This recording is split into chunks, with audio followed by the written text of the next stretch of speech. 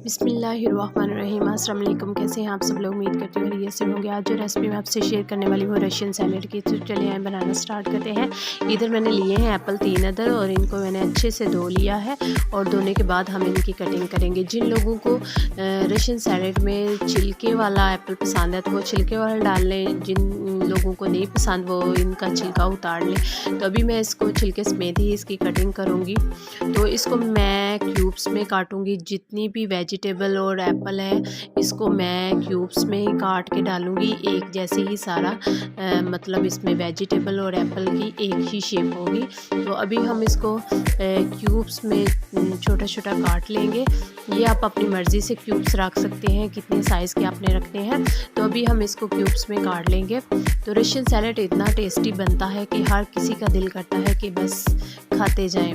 तो अभी मैंने इधर कुछ चीज़ें जो इसमें डलती हैं, इधर मेरे पास है एक अदद कॉकटेल है और इधर मैंने बॉयल मटर लिए हैं और बॉयल गाजर है मेरे पास, एक अदद फ्रेश क्रीम है और बॉयल आलू है मेरे पास और 3 अदद एप्पल है। इन सभी की एक जैसे मैंने कटिंग की है। और इधर मेरे पास है हाफ कप मेरे पास थी फ्रेश क्रीम और हाफ कप भी मेरे पास मेयोनीज़ थी और इनको अच्छे से मैंने मिक्स कर लिया है। 1/4 टीस्पून मैंने इधर काली मिर्च डाली है और 1/4 टीस्पून ही इधर मैंने नमक डाला। और मिक्स करने के बाद फिर हम इसमें सारे वेजिटेबल ऐड करेंगे। इधर मैं इसमें सबसे पहले एप्पल ऐड करूँगी और देखें मैंने एप्पल को लास्ट में काटा था। जैसे ही मैंने इसको काटा है फ़ौरन से मैंने इसको बना लिया है और हमारे एप्पल बिल्कुल भी काले नहीं हुए।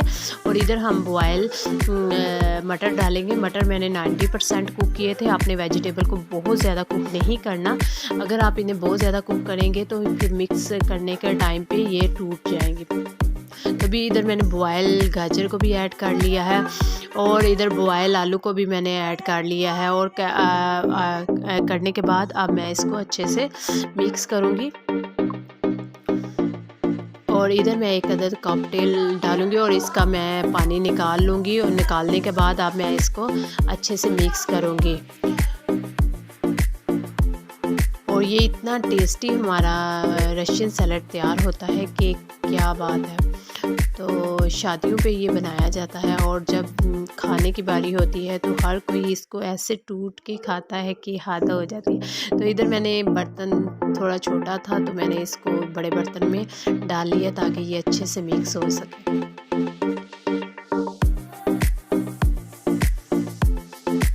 और अभी मैं इसको अच्छे से मिक्स करूँगी। मिक्स करने के बाद अब हम इसमें मैंने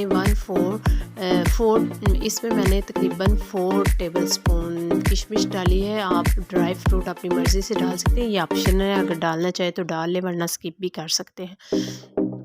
तो अच्छे से मिक्स करने के बाद अब हम इसको डिश आउट करेंगे। तो डिश आउट करेंगे और